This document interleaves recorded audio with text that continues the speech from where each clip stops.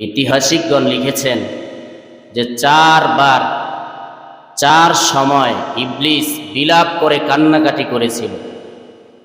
একবার হলো যখন ইবলিসকে আল্লাহ তাআলার পক্ষ থেকে লানত প্রাপ্ত করা হয়, লানত দেওয়া হয়, অভিশাপ্ত করা হয় তাকে। আল্লাহ তাআলার পক্ষ থেকে যখন অভিশাপ দেওয়া হয় তখন ইবলিস বিলাপ করে কান্নাকাটি করেছিল।